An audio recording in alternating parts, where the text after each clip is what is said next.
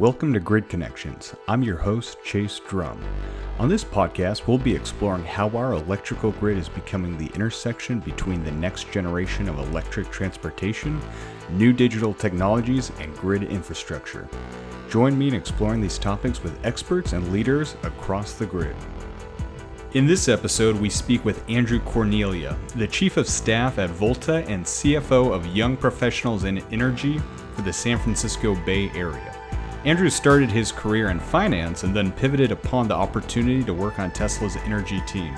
He eventually moved up to working on their supercharging team, where they leveraged the supercharger network as a marketing tool and the data it provided to find where new locations were needed most. Now at Volta, he is the bridge between the business, strategy, and finance executives as the Chief of Staff. In today's episode, we discuss Tesla's charging networks, misperceptions about charging technology, and how Volta Charging leverages data to choose where to install their next charging location.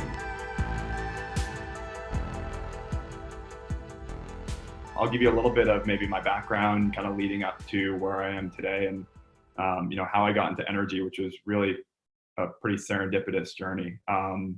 So I actually started my career as a banker and financial service guy, did that for about 2 years. And after I think maybe 3 or 4 kind of software trite deals, realized that banking wasn't for me, and I didn't want to be in the kind of pinstripe suits and head back to New York, which was kind of where my career was taking me. So I always had this connection to the larger idea that you could have profit with purpose, and I was always a big outdoor guy. So started thinking to myself, what could be a career that looks at the larger narrative of environmentalism, sustainability, this sort of big concept of how do you do business without just kind of profit in mind, and what would the overlap be with businesses that are looking at kind of a larger ecosystem and trying to shift this larger change. So Tesla kind of popped up for me as this one example. Mobility was one of the larger contributors to carbon emissions. I looked at that space and said, that's a great Venn diagram. Transportation tackling this larger problem, and here's this company Tesla that has a great vision, a crazy CEO, and kind of the ambition to go out and solve the problem. So I ended up at Tesla actually on the auto side. I started there for about a year before I moved over to the energy world. And for me, energy in the early days, which it used to be just stationary storage, was really this idea that, the cars were really cool, this great product, perfect product as Elon would call it. But, energy would touch a lot more industries. It had, I think, in my mind, this larger potential for impact. So that's kind of how I moved over to the energy world, which back then was, like I said, really just a battery company. Go for it. Well, yeah, I think what's really interesting is when you look at the framework when it comes to a lot of the people who work at Tesla and then Google, and actually quite a few more tech-focused companies, it is usually a much more engineer-focused kind of hiring group. And obviously, finance does have some pretty interesting roles that plays, especially around utilities and energy. But are there some things that you can kind of share with how you were able to kind of step into that role with the finance background and really bring some kind of unique insights to the team there? Yeah, definitely. And so, I mean, the lens that I looked at, finance through at Tesla was actually a unique one. So, Tesla runs their finance organization almost like an internal consulting arm for the business. And we were all this mix between, ex-consultants, ex-bankers, ex-engineers who were wearing these sort of FP&A business operations hats. And the way that we would kind of run the business was you would pair one of us with the leader of a business to essentially create this sort of, marriage of, separation of church and state. You had the business leader who said, here's my strategy, here's how I view my business vertical. And then you had finance who would come in and say, I don't see it that way. Let me push back in a healthy way. So, it was an interesting way, especially early in a career, to, have that sort of opportunity to come into a business, partner with a business leader, and help them shape their P&L. So, the way that I kind of approach at least the energy side of the business, and to your point, finance is a very complicated world when it comes to energy kind of systems, energy markets, utilities. There's a lot of inside baseball kind of lingo. But I approached it because I took over the charging business pretty early in my tenure on the energy finance team, was through the lens of standalone P&L. And actually that was, one of my hunches way back when, was that charging could be a business. And that's kind of how I managed my 3.5-year tenure working on the charging side of the business at Tesla, which was, this is a great opportunity for Tesla. This has really helped them accelerate the EV adoption of vehicles. But what else can we do with this business arm? We have this massive network, we have this massive driver base, but how do we think about top line revenue growth? How do we think about margin profiles? How do we think about new revenue line items other than just pay per use? So it was kind of, through that lens of how do you manage this as a standalone business, that gave me a little bit of my early insight to the charging landscape. Yeah, one of the things that you mentioned in our conversation previously was how really the rollout of these superchargers and kind of the galleries and the stores at first, by being in malls, that was all kind of part of Tesla's take on marketing and advertising. Can you kind of share a little bit more about how with the supercharger that was approached and how that really brought visibility pretty early on to the vehicles there? Yeah, for sure. So I remember actually one meeting with Elon where he asked this question, and I swear that this is relatable. He asked, why do people buy cars? And it was like, somewhat of a hypothetical question, but I think a few people tried to answer it, and he was like, nope.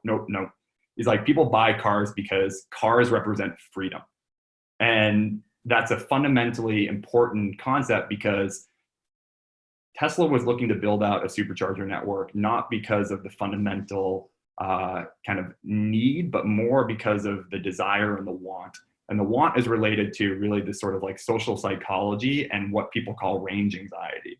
It's the idea that, if I'm buying a car, I want the freedom to drive anywhere and I don't want to be stranded on the side of the road. The kind of want of that is very different than the need, which is, the majority of our driving happens within, I'd say, 5 to 10 miles of our homes. Those sort of like trips to grandma, that grandma's one state away, or to the mountain to go skiing.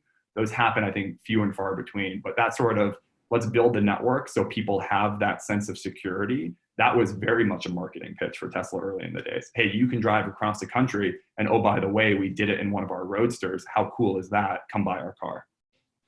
Yeah, and we're looking at others. I mean, Volta obviously is a player in that space, but you look at like Electrify America, who's now just, I believe it's kind of through the South, but has now kind of made that continental travel possible. Yeah. I mean, Electrify America is an interesting example because I don't even consider them a company. I mean, they are, a bailout fund that is pretty inefficiently deploying capital. So, I think they are a kind of product of still this sort of, gas-like thinking versus electric vehicle thinking. And I can explain a little bit further on that. So, today, and I think supercharger network is one example of this, and it's one solution to the larger problem of how do you build infrastructure for electric mobility. And the answer isn't always going to be with DC fast, and it's not always going to be faster and bigger is better. And Electrify America is kind of playing into that same hand that the supercharger network was building. And they're not doing it through this sort of network intelligent, kind of design oriented way. I mean, one example is, Electrify America's average utilization on a per month basis is like 15 to 20 charge sessions per day. We have that in 2 days on our sites. Right. So, I mean, their kind of deployment and efficiency in deployment of capital is abysmal. I mean, just kind of like, straight down the pipe.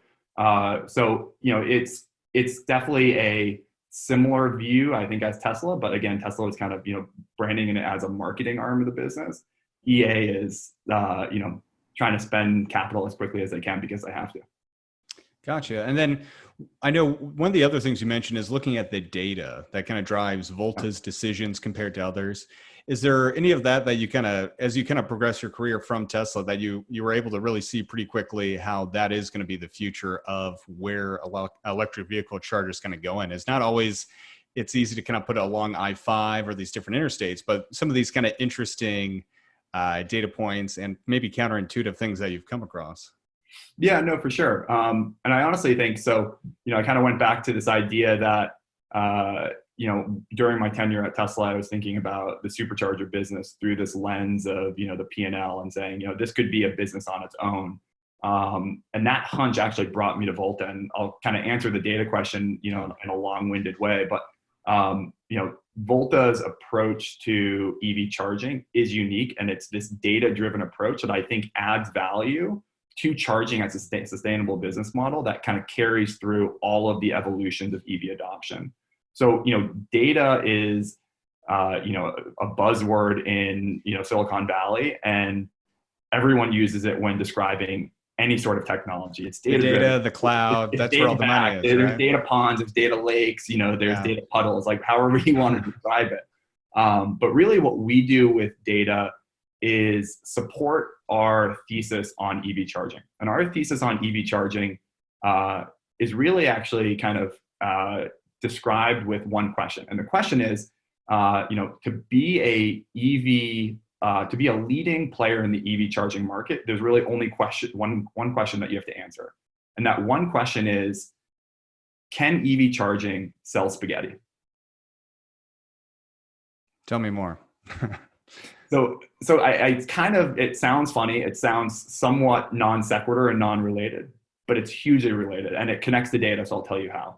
So right now, like I said, everyone is building this sort of analogous offering to gas stations. Everyone is looking at fueling infrastructure as a transactional agreement between grid, network operator, and EV driver, and what they're transacting are electrons. And electrons fundamentally are pretty commoditized. There isn't a lot of value in selling electrons. However, if you look at this sort of larger infrastructure that exists, that's being disrupted with fueling infrastructure moving from gas to electric, you see that there's about $400 to $500 billion per year spent on retail gas. That is the opportunity that is up for large, and that is shifting as we move to electric mobility.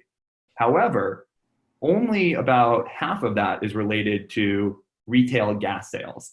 The other half is related to what people consider Cokes and smokes. It's the convenience model.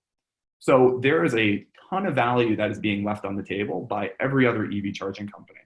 So the way that we think about data is we think about data that supports a business model that is based on monetizing behavior over electrons. And really what we're looking at is that there is a shift in behavior around this transition that will change how cities are designed. It will change where people go. It will change how electric grids are built and planned for. It will change how commerce and retail are defined. And we're looking at creating an ecosystem, which is really that fueling infrastructure of the future, and using data to support this behavioral shift to show where value is, and using data to connect all of these disparate parties, one being EV drivers, another being site partners, another being our media partners, another being utility partners, and showing them that we deliver value. And data is, again, kind of the proof point of that. And that value we then can monetize. And that's really our business model. We monetize behavior over electrons. And that kind of answers this silly question of, can EV charging sell spaghetti? Yes, because we can bring an EV driver to your store, and then we can map that behavior from their visit to the store and them buying spaghetti and adding value to the bottom line of a Whole Foods. And that makes sense when you look at what the needs are of most drivers. I mean, it goes to sometimes the road trip example. Yep. But what I would be interested in is, especially when you kind of look at where people are actually charging, and I think the big question people always have is they go back to this analogy of gas, and they talk about the speed at which you charge. Yeah. And what's kind of interesting when you look at Volta and even looking at Tesla, one of the big things they first announced was originally they talked about superchargers, but really what took off is their destination chargers, not nearly as fast, but they're places where they're convenient and people start or stop for an extended period so they can get what they need anyway. Is there kind of any of that inside of where those make more sense than the fast charging that you can kind of share with us? And that's what is also leading how Volta approaches the speed of charging? Yeah, definitely. So I think that comes down to the fundamental concept that in the future, people they're not going to go out of their way to fuel, which is how we fuel today, right? I mean, a gas station is always, granted they're on the corners, in major intersection, but we have to stop our day to really go fuel. In the future, that will be kind of reversed. It will be, we are fueling where we're already going. So, this idea of, everything needs to be a supercharger, everything needs to be 150 kilowatt power output to 250 kind of nameplate. Like it's silly because, depending on where you're going, you may be there for a longer period of time. So if you're going, let's say, to the movies, and I know that sounds kind of foreign these days, right? Like right. Movies is like sitting on your couch and watching Netflix. You're going to plug your car in and you're going to be charging for 2 hours. If you have a 250 kilowatt or 150 kilowatt power DC fast, then you're essentially having your car sit there idle, not using the station for an hour and 20 minutes because you've charged already to the top in 40 minutes. So the way that we think about charging at Volta is, charging output, charging power, charging product really should match the sort of, behavior that you want to see at any given site. So if you're, at a grocery store where, your average shopping experience is 45 minutes, you should have a charging option that gives you kind of optimal charge, and not usually 100%, but optimal charge for that time period. If you're at a coffee store, it should be 15 to 20 minutes. If you're at a movie theater, it should be your 2 hours. And I think, there will always be a need for this sort of diversified asset portfolio where you do have kind of the higher power outputs, because maybe you have a retail center that's close to the highway and you're pulling in traffic and, they want to stop quickly to keep going onto their next destination. But I think the idea of, what is that ratio? I think we have oversized our network to think that fast is the only solution. And I think as we move into this world where people become more educated about EV charging and how to use electric vehicles, which is very much like your cell phone, right? You plug it in when there's available charging and you don't worry that your phone is going to drain. Very rarely do you charge it from 0 to 100, and you do that while you're sleeping. So I think, as we move more towards this sort of electric transportation flip, people will have that knowledge, and that idea that you don't need fast all the time will become more ubiquitous. Gotcha. And I think one of the things you did kind of mention was obviously the example of going to movie theaters and some of these things that are clearly being impacted. It's short term, but yeah. Things that are, at least hopefully, but things that are being impacted by COVID. What are there any sorts of interesting kind of trends that you've seen around that, or any maybe hurdles that are kind of people are pushing back on seeing the long-term value of investing in EV infrastructure right now? I think there's a little bit of, placement. I think people, yes, immediately following, kind of COVID, people drove their cars a little less because they weren't commuting to work. They weren't, leaving their house as much. There were shelter in place provisions. What we found was actually little impact to our network. We have a pretty robust network, and we look to partner kind of across different portfolio verticals. So 80% of our locations were actually considered kind of close, and close is actually 1,300 feet to an essential service business. So there was actually very little impact when kind of the world shut down to our business model. We saw, some depression in charge levels just because, again, some of those kind of people were staying home, but people still need to go to the grocery store. And if you're driving your electric vehicle, you still need to charge. So, our model is pretty resilient to that based on where we put our locations. I think longer term, your question on the investor side is a really interesting one. I think if you look at the market, today, yesterday, the day before, it's like every headline is, electric vehicle company gets multi-billions of dollars of investment, Rivian, SPAC supporting Fisker. A couple months ago, it was Germany and France putting in these sort of, federal mandates to support electrification. So I think there's actually, this acceleration to the transition that's happening right now. And I'm super excited to see that. That supports Volta, but that also supports kind of, the underlying mission that I support, which is this transition to electric mobility. Gotcha. And that does make sense, because even with car sales in general, everything's down, but it seems like just even globally, electric vehicles are kind of the one area that's not as down as much.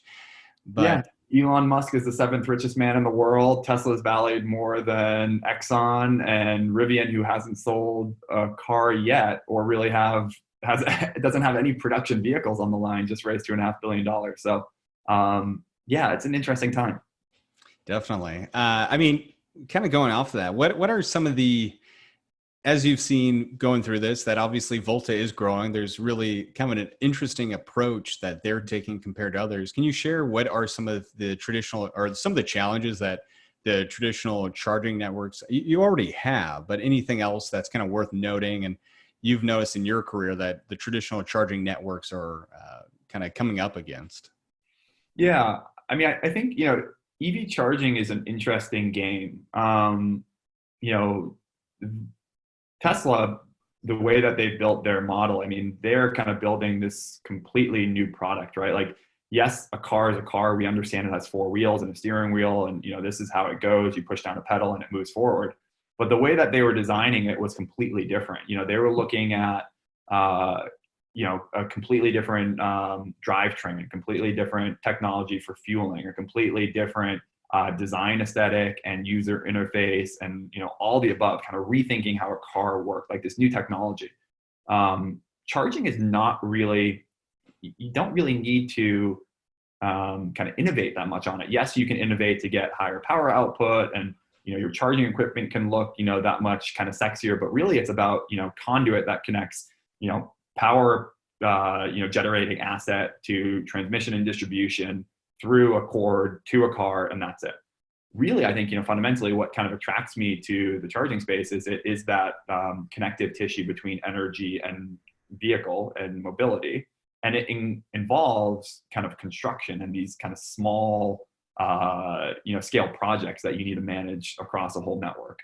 So to do that, it's not this sort of push a button, download a software package and the product's ready, or push something off a manufacturing line, it's there. It involves planning, it involves permitting, it involves installation, it involves union labor, it involves putting shovels in the ground and digging dirt. So what I think is interesting with kind of charging right now is it requires people to somewhat build ahead and kind of arms race towards this land grab mentality of how do we get the right locations. And again, there's different thoughts on what the right location is, but if people have kind of the same thesis, or even if they don't, how do you go get the right locations today so that you have them tomorrow and you start building this network? In order to do that, and if you're doing that with invested capital, you can't just sit on dollars without giving $1 back or $1.25 back to your investor base. So how do you have a business model that really kind of monetizes over every single EV adoption phase and continues to grow as the kind of EV adoption rates increase and as this sort of mobility or new mobility ecosystem evolves? And I think that's really what's interesting about Volta. And this is actually one of my earlier conversations with Scott, who is our co-founder and CEO, was, Volta's business model is just that. It was built to really understand how to monetize day one, where we are somewhat still in this trough of EV adoption rates. But then, like a flywheel or, a compounding variable, like it grows and picks up speed as the market goes up to the right. So that's where I think there's this sort of like interesting dynamic at play. And with that, it is kind of interesting because in concept, people always see like, okay, all you're doing is taking the energy from the grid, putting in an electric vehicle. Seems straightforward enough. But you did kind of hit some of the challenges that I don't think people fully always realize how sensitive they can be, especially around permitting. Yeah. And all sorts of other kind of fun and underrated challenges that you run into. Are there any areas that, given the locations that Volta chooses because of the data that you found, kind of helps streamline that? Because it does seem to be usually in areas that already probably have a pretty high electrical load, but at the same time, since you're not doing as many fast charging stations, that might be able to help speed up that process. Yeah, that's definitely one way that we go faster is that we are not pulling in massive power draws. We're not having to drop a transformer and pull in different kind of utility connections. So that helps for sure. Yeah. But I mean, you said it right, like permitting. So like if you ask me like what my wish list of what needs to change to really help accelerate the adoption of infrastructure for electric mobility, some of the municipal kind of just general hurdles that you have to jump through. I think this is with any construction project. Permitting is kind of a pain in the butt. And it was less of a pain in the butt in California because you'd go into these conversations, and it could even be just general education. So whether it be a site partner, whether it be a permitting official, whether it be someone else in the sort of like value chain, people understand what electric mobility is, what EV charging is. But as you kind of work to these new markets, it becomes a little bit harder to get over some of those hurdles. Things are shifting, but that's definitely still something that we talk about a lot internally. I mean, right now, would you say that is probably taking up the majority of the time, is the permitting versus like trying to get any sort of other kind of construction or maybe even utility related things set up? Yeah, I mean, that is definitely one of the larger time sucks for the business is the permitting side, is some of the sort of, pre-work to installation. Because once you start digging, it's a relatively easy construction job. For us, it's also, we care a lot about that station placement, that siting. And we really pride ourselves on the relationships that we've created with our larger portfolio companies. So, one of the kind of, things I mentioned was, our somewhat resiliency to COVID, in that we had so many of these essential service locations. We have these larger MSAs, these larger portfolios with, Walgreens and with Whole Foods and Brookfield. And, if you look at kind of the grocery store network, I can't mention all of them, but, kind of in conversation is upward of 60% of the total available market of all grocery stores. So, not to say we have those installed, but, we have MSAs, or we're in conversation at the parent level with a lot of these with a lot of these companies, with a lot of these larger kind of holding organizations that have those locations. So that takes some time for us as well, because we are not in the game of let's go after the minnows. We care much more about building the long-term relationships with the parent companies, with the REITs, with the larger companies, so that we can have that full banner. And with them, I mean, totally makes sense. With them, what are those kinds of conversations like? Is it kind of go back to what you were talking about earlier, that EV chargers sell spaghetti and they kind of get that? Or can these conversations kind of span the gamut of what really builds their interest in kind of committing to these projects? Yeah, I mean, I think there's a little bit of all of the above. I mean, the pithy kind of can EV charging sell spaghetti is really important, and I'll come back to that. But really, I think retail at large is changing, right? And we're seeing that with COVID, and I think that's accelerating some of what's happening, and that much more retail is happening from your computer, from your couch. Shopping, things are mostly pickup these days. But before that shift, before the sort of like abrupt change, it was really retail was shifting away from brick and mortar, and it was really kind of requiring more of this sort of amenity and service offering. It wasn't this sort of transactional kind of purchase, right? Because if you need a pair of shoes, go on Amazon, buy your pair of shoes there. But you go to the Stanford shopping mall because it has a great outdoor space. You have your favorite coffee spot. You can charge your car. So you have all these kind of amenities and services built in. So really, part of the conversation with these site partners is thinking about retail for the future, and it's built around that amenity offering. And then it comes down to the conversation, which underpins our business model of, if you are a equivalent grocery store, and now I'm going to use this as an example, and your grocery stores right across the street from each other, how do you pull traffic or wallet share from one place to the other? Is it because you have a better brand of Cheerios in the other place? Is it because your bathrooms are cleaner? It's all based on kind of the offering and the service amenities, and that sort of ability to attract people into your location is really important. And one of actually, like, I think it was maybe 6 months ago, maybe 9 months ago at this point, Electric had written an article about Volta and one of our partnerships. And there was a quote in that that literally said by a woman that had been interviewed for this article that I love Volta. I decided to leave my, X, Y, and Z grocery store and go to Whole Foods because Volta was there. And because we offer free charging, that amenity is very valuable to people as they're going and kind of performing their shopping experience. So that is definitely something that we talk to our site hosts about. And that is a valuable amenity that pulls people in and then also keeps them there, right? Because again, back to this idea that charging should match the desired, not necessarily the exact behavioral time that someone is in a store, but the desired time. If you can keep someone in a store 5 minutes longer, 10 minutes longer than they normally would have been, that equates to more wallet share, more basket size uplift. And that's valuable to a site host. Gotcha.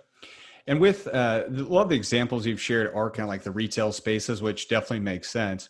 Are you seeing this from like maybe more traditional business parks or anything like that as well, where maybe they can just, once again, just be another advantage to essentially a perk for working at a company? Or is it much more around that kind of business model around like retail where there's a clear transactional use case?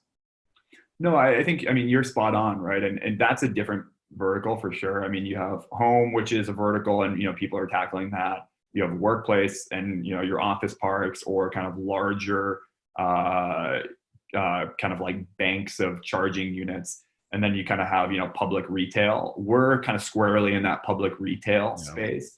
Not to say that we haven't talked about some of these other industries. We just think that the opportunity in the public space is really large. And that's kind of where we're focusing our game right now. But this idea of office park or other semi-public charging becomes really interesting as more cars come on the road, as kind of the fleet operations becomes more of a reality. So it's definitely, there's an opportunity there. Yeah, and I totally get that. It seems more like the longer term play, just because for a lot of people who might not be able to buy EVs now, kind of down the road, the big thing not only becomes when you buy it, where can you charge it? And workplace charging is kind of a secondary issue if you live in an apartment or a condo where that's not a possibility. Yeah. And part of our business model, again, kind of, as we think about it evolving over time is, one of the ways that we monetize in the early days is with media assets on all of our locations. Workplace is valuable in that it is that perk. It is something that, maybe attracts or retains an employee to a certain job. But that sort of kind of semi-private, semi-public domain isn't as valuable to us because, we don't have as much influence over behavior. It's great for, again, the Googles, Facebooks, Teslas of the world, because it is that sort of perk, but it's not great for kind of this ecosystem that we're trying to build. Right. Yeah, that totally makes sense. Yeah. And going off of that, you've shared kind of a lot about your background, your career in charging, and what Volta does. Can you share a little bit more about your role specifically as chief of staff at Volta, and maybe what your day-to-day looks like there? Yeah, sure. So it's an interesting role, and it's defined, I think, differently depending on who you ask it. This chief of staff role across other organizations. My role in particular is really kind of an extension of our CEO. And I help kind of fill bandwidth gaps or scope gaps that he may have. So, I lean a lot on my finance background and operations background, and help Scott, who is this visionary guy, kind of translate his vision into execution. And we joke around that it's, order from his chaos. And he understands, I say it like jokingly, like he understands exactly what's going to happen in the industry, his viewpoint on how the world changes and how electric mobility is going to be a large part of that. Like, I'm on board, I'm sold. It's now, how do we take that and how do we boil it down into its manageable pieces? So that's kind of where I come in. I work within our C-suite and provide connective tissue between Scott and Chris Wendell, who's our president, work very closely with our CFO and our CRO, and help manage within that group. And then also play connective tissue down to the individual team. So help kind of understand, what's going on, boots on the ground, both from the individual contributor level all the way up to SVP, all the way back up to C-suite. It's a balance, I would say, between half operational, half strategic advisor. And as just kind of an example of a few things, where I'm focusing these days, my time is mostly spent on our new financing round, as kind of like one major area right now. The other is really through kind of a corporate development lens of how do we think about diversified revenue streams and diversified partnership models. And then the third one is much more operational, and it's looking more in-house and saying, as an organization, we're growing. How do we figure out what we want to focus on? So it's standing up our own version of kind of an OKR framework and making sure that we have the right goals and the right priorities, and we have the right metrics and numbers and reporting to track that performance over time. Gotcha. And I mean, that also kind of goes to your involvement kind of locally in the Bay Area with like the Young Professionals Energy. And can you share some of what that group is working on and kind of areas where there's overlap with that and kind of what you're trying to do in your own career and others down in the Bay Area? Yeah, the YPE, Young Professionals in Energy, it's a national organization, and there's chapters in every major city. So there's one in New York, there's one in Houston, there's one in San Francisco, one in LA. It's definitely depends on where you are. The lean towards how you interpret energy might be a little different. So the Houston YPE is a little dirtier than the San Francisco YPE, if you ask me. But it's great. So when I was joining Tesla Energy, energy is a hard world to break into. It seems like the people who know it really well, and the terminology and the markets and the dynamics, it's confusing. So, I reached out to a buddy of mine back in the day who was going to a bunch of these YPE events, and he had recommended that I kind of tag along. And it opened my eyes to a whole new world of industry verticals, business roles, because there's lawyers, there's bankers, there are investors, there are operational people, there are engineers, there are founders, et cetera, as well as just general ways to plug in. So YPE is a young professional organization that focuses on content events as well as networking events. So about, once a month, twice a month, we host events, no longer kind of in-person social events, but we're starting to do some Zoom events, as well as content events that highlight different areas of the marketplace. So, we did one on, kind of the impact from COVID on energy markets. We've done, past events with people like, Jigar Shah, who's the founder and one of the managing directors of, I'm blanking, an investment firm in energy in the Bay Area. We've done one that's coming up actually with Dan Sugar, who's the founder of Nextracker. So it's a bunch of these sort of educational networking events that highlight different areas of the energy industry. And I guess just out of curiosity, what is the best way for someone to follow up and kind of learn more about it if they're interested in seeing if there's something locally or just attending these events? I'm assuming virtually in the short term. Yeah. I mean, people should definitely get involved. More than happy to have people reach out directly to me, but probably the best way to do it is go on our website, YPE Bay Area, or Google search YPE San Francisco, and it's the first one that pops up. We actually spent some time to make sure that we were the first one to pop up. So we have a whole event calendar on there. I think the next event that we have is this conversation with Dan Sugar, kind of a fireside chat from a CEO in the energy world. So should be a great opportunity. And then I know we have a few kind of Zoom networking events coming up as well. So that's great. I think what's kind of interesting, obviously, is, as you mentioned earlier, all of these different things really are intertwined, and you kind of have to have a pretty strong base understanding of the different systems and what value that each needs to kind of first be met for other things to all start working together, or at least get something rolling. And kind of speaking of those other systems, one of the things you also mentioned previously I found really kind of fascinating is the work Volta is doing with utilities and kind of leveraging the network tool, that how you've kind of talked about not only your first party, but some third party information and kind of some of the things that have come out. That can you elaborate a little bit more and share more of that information? Yeah, definitely. So, I mean, I think, like I said, one of our kind of underlying points of our business is this sort of data layer. And, Volta, kind of taking a step back, we understand how the market is evolving. We do that with data. So data kind of shows us what the industry forecast looks like. It shows what the future demand will be from an EV driver standpoint. We also, because we have other ways to monetize our network, and we don't believe in the sort of value that, electrons deliver in kind of the industry today, we have a free charging service. So we have a very pure understanding of EV driver demand. It really leads to having higher utilization. So we have one of the highest utilizations per port in the whole industry. And it really gives us that pure data lake of what does EV driver usage, demand, behavior look like today, and over the last 10 years that we've been doing this. That data is immensely valuable to utilities, because utilities, and utility grid systems are really this sort of equation of supply equals demand, right? They are always trying to balance what is the demand on the grid with what is our supply. And they have kind of the base load, they have sort of intermediary loads, and then they have, peaker plants that go up and down to balance this. And they have smarter people than I am kind of regulating and trading into future markets and complicated stuff, but it's all supply equals demand in my simple mind.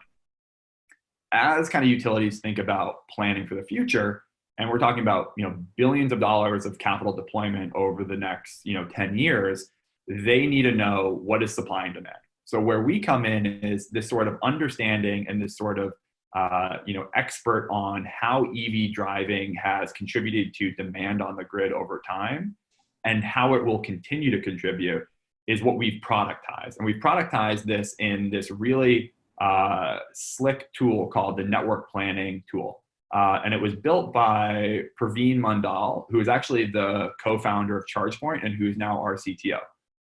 So this idea that we have a machine learning tool that kind of powers our machine intelligent network that we can then go out and productize and sell to utilities to help with their power planning is hugely valuable. So we've partnered already with a few utilities, some from our cap table, and have had conversations with a number of other ones, and are now talking to them about how we can help them figure out where to put their energy systems, their assets, their T&D, their transmission distribution over time so that they're ready for this exponential curve in EV adoption rates.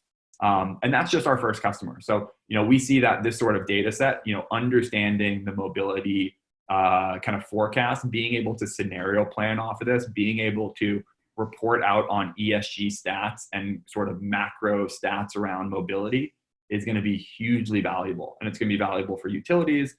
Can be valuable for governments, municipalities, for OEMs, for fleets, for financial services. So, this sort of data approach, again, it's a buzzword, but it's very much a very important part of our business that we're starting to productize and monetize in a very real way. And I think that's kind of what plugs into, as you mentioned, there's also a third party thing to it. So people who are interested in this, it's not just Volta's data and what their usage, and they're getting a much larger kind of spectrum of EV usage and kind of adoption across the country, correct? No, yeah, and that's a great point. So yeah, it is not just kind of our own first party data. We connect our first party data with third party data, and the special sauce is kind of how we connect that stuff and the tool itself. But it is a larger reaching view of mobility than just our network. So, we've been having some of these early conversations with investors and with some of these utility partners, and we built this tool, and it's amazing. The woman who's managing it, worked at PG&E for years and years and years, so understands the utility markets, has done a great job standing up this tool and, kind of early demos of what it looks like. And the output and product is super powerful. That's awesome. Yeah. I mean, we've talked a little bit now about the software side of ChargePoint. I'm sorry, not ChargePoint, but obviously Volta. Yep. But we've kind of alluded to what the hardware is as well. Can you share a little bit more about that? I know it's primarily level 2, correct? And then there are kind of a handful of the DC fast chargers. Is there really kind of anything unique or special about on the hardware side of what Volta is working on right now? So we do not build our own charging hardware. We build the unit itself, and it is a mix, to your point, of level 2 and DC fast. So we have a full suite of charging services. We also have what we call charging towers, which are really pedestals, so kind of non-media units. So as a site evolves over time and we're done putting media stations on a property, we also have that sort of pedestal solution, and it's analogous to kind of the workplace charging, where you have a bunch of pedestals stacked. What is really interesting is, again, we have one of the highest utilizations in the industry. Electrify America, put stations in and they're used maybe once a day, half a time a day, if you look at the math. So what we've actually found is we are a great test case for how poor the hardware is in the EV charging world. It has not been built through a robust kind of QA. Here's how you build a product that's going to be used and abused and used and abused. So what we're finding actually is there isn't really great EV charging hardware equipment out there that can really stand up to the test of time. So we are assembling our product, and that is something we're exploring as well. But the kind of nameplate is we offer level 2 DC fast. We offer again, what solution kind of fits the use case for our side partners. No, and I that's kind of exactly what I assume. I just want to clarify, and it makes sense because that's where I've really seen what you've positioned in our discussions is really on the software side. Yep. And it does kind of seem to be a bit of a, I don't know, I'm trying to think. I mean, you could use all sorts of like Android phone or other analogies from other charging technologies, where it's not really breakthrough. It's just maybe something has a slightly better spec sheet. But when you come to actual usage and impact for the average EV driver, it's kind of nil. Whereas seeing that higher uptime is really showing that these are being used. Yeah. And it's interesting again, like to look back kind of at, Tesla's model, like, Elon was all about perfect product. It was all about, the car would speak for itself, right? He didn't do any advertising or any marketing because the car spoke for itself. You push down the accelerator pedal and it goes faster than, your 911, your 912, like done, I'm sold. That was like a product focused world. You have then the service focused world of, an Airbnb or whoever it is who says, our service offering is disruptive, but it's better than anyone else in the marketplace. Really the way that we look at kind of, our unit is this sort of ecosystem. And it's interesting because, hardware is kind of commoditized in our mind. Again, we talked about it really just being the sort of conduit that connects grid system to car. Like, great. If you have an awesome, EV charging hardware product, we'll buy it, we'll use it, we'll tell you how to make it better. We don't think there's a good business there. We also don't think there's a great business in just kind of this software piece as well. It's really about creating this ecosystem. The way I think about it is almost like we are this linchpin in this ecosystem that if you pull this out, it would fall apart. Because what we do is we connect EV charging to the ability to sell spaghetti. Like, how you do that any other way without Volta in this sort of model doesn't exist. So really the business model and how this business model evolves over the EV adoption curve is kind of what we consider the unit, or the, kind of what we productize. And when people are kind of listening about Volta and where they can find it, it sounds like probably the software package that you guys are presenting to the utilities might be on a national scale, or maybe even like most of North America, or what is kind of the scale, and where can people find Volta chargers, at least in the US? Or is there plans to kind of go beyond that currently? Yeah, step number 1, download our app. And, we have the full map solution, and it's a great map finder in terms of, what stations are near you. Our build out has been in most major cities. So San Francisco has a really big network, LA, Boston, New York, Dallas, Austin, Seattle, et cetera. And that's really our business model, is kind of, building in the intra-urban markets and building out a city and then expanding to the next one. So, our growth is really focused on North America and the US here at first.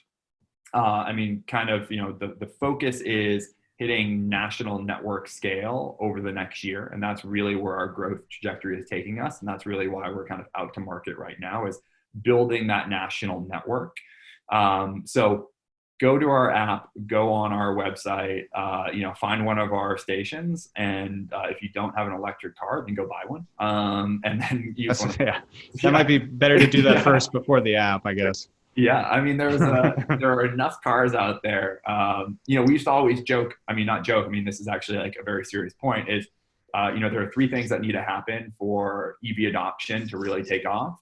One is you need to build a sexy car. Like Tesla, check, has done that. Rivian, those are cool looking cars. Bollinger, which is another kind of, boxy looking EV cars. Like there are different takes on EV vehicles, and they're starting to look good. The other is, price parity. And it's not total cost of ownership price parity, because that is a hard thing to sell to anyone. And if you're a car salesman, it's going to be even harder. But total cost of ownership is nice. It's really purchase price parity on your kind of sticker price. And that's going to happen within 36 months. And then the other one is charging infrastructure. So, this EV adoption kind of flip, as I call it, is going to happen sooner than later. So if, you don't have an EV vehicle today, you will have one, is essentially the gist. Well, as people start hopefully buying more EVs, or if they already have them, one of the things that has really stood out is obviously the functionality of charging apps has been huge for EV drivers in the past, but you are starting to see this trend. Obviously, Tesla offered it natively, Mercedes, and I believe even Rivian's kind of looking at including it directly into their infotainment. Have you guys had any discussions around working with OEMs to kind of help build that in, or is it maybe too early to discuss that? I would say it's definitely part of the conversation. And that is, if you look at Tesla, they're doing, the vertically integrated solution where they're going to focus on building everything themselves. Other OEMs are not going that route, right? A lot of them are sort of laggards to this electrification. Others are similar to Tesla in that, they're starting from scratch. Rivian, Lucid, Fisker, which is kind of a remake of, an old company. Yeah. But, Polestar, which is kind of a hybrid, right? Part of, Volvo subsidiary, but, kind of doing their own thing as well. So there are going to be needs to integrate with OEMs, and it's looking, there's still this battle of, what is the standard, both from kind of a plug as well as from, right, onboard integration. So that conversation is still ongoing, but there will be a need for OEMs to have these conversations with multiple EV charging operators, and we are actively involved in this. That's great to hear, because I think for me, that's been one of the big conversations around EVs is, and it kind of goes back to what you were talking about, just making the best product. And currently nowadays, when you're driving, you kind of have to figure out, it's not, to be honest, it's not that hard because there's so many gas stations, but you have to figure out where you're going to pull over to do it. Yeah. And I think the situation that makes it better is if you're going on these longer road trips, having that just kind of built in, or if you're, it also becomes a thing, even if you're not looking to really charge that much or whatever the case might be, inherently something will stand out to people if they don't have to pay. Yeah. And that is going to make them drive a little bit extra or go farther to have that interaction and be able to charge there. I realize since we're kind of coming up to near the end of the hour here, I am a little curious also to just learn a bit more about, you've mentioned already areas around ways that maybe permitting can help. Are there any other kind of topics that in your experience could really help streamline the rollout of chargers, whether that be government regulation, that be private industry, or just things that you've seen in your career, given that you've kind of worked not only for Tesla, but what you're seeing in your role at Volta to really help grow chargers and just the EV community in general? Yeah. I think, obviously, the acceleration of EV adoption and just the availability of EV options will accelerate the infrastructure world, right? It's, this chicken and the egg that needs to kind of balance, and you want infrastructure to be the leader to cars because it's supporting the base of cars that you're putting on the road, but it can't be too far out in front. So there is always this balance of, yes, you want to build infrastructure because the cars are coming, but like, when are the cars coming? And the cars are coming now. So I think that will help. And that is a kind of a trend that, is controllable maybe, but it's kind of unfolding.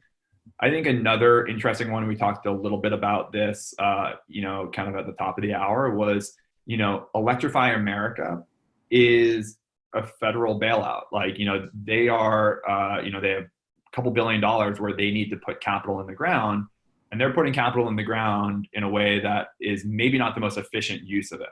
So, if you look across the different industries, whether they be utilities with make-ready programs, or rebate programs, if you look at, federal kind of incentives, whether it be kind of tax credits or other programs, if you look at OEMs and their commitment to infrastructure investments, I think the question comes down to where are you putting your capital in the most efficient way with the highest return potential?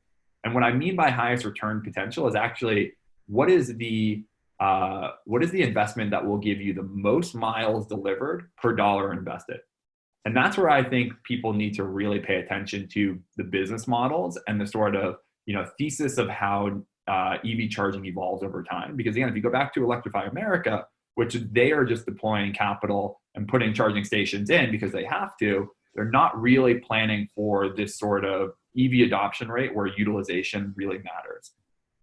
That I think is a huge component of all of this, right? Like we need to build networks intelligently, and we need to build networks to kind of use the Wayne Gretzky quote of, build to where the puck is going to be, not where the puck is today.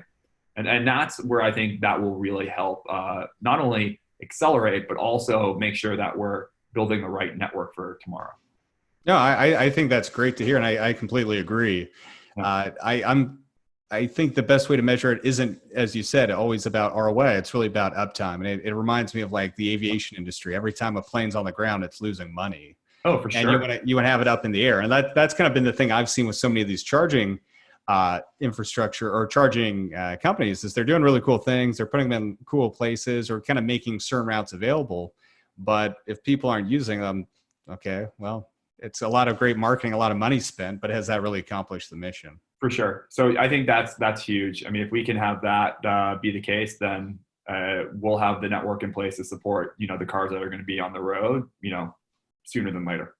Well, I just want to say thank you for all this, Andrew. This has been super helpful and really interesting to hear about your backstory working with Tesla and what Volta is currently working on. For those of who are listening, what's the best way for people to kind of find out more about Volta and maybe explore having it at their locations? Yeah, so like I said, definitely download the app Volta Charging in the App Store, and then look at our website voltacharging.com. I think it's to joke, definitely go drive an electric vehicle. If you don't have one today, go test drive a Model 3, and your world will be changed forever. And then once you have your Model 3, come charge at our station. Well, great. I think that gives people the right kind of homework that they should be working on. So yeah. I really appreciate your time today and learning about this. So we look forward to talking with you in the future. Thank you. Yeah, it was my pleasure. Thanks, Chase. Thanks for listening. Be sure to visit our website, connectingthegrid.com. There you can listen to our podcasts, contact us about sponsorship, or even be a guest on Grid Connections. While you're at it, if you found value in this show, we'd appreciate a rating on your favorite podcast streaming service, or if you'd simply tell a friend about the show, that would help us out too. Thanks again, and I look forward to us learning more together soon.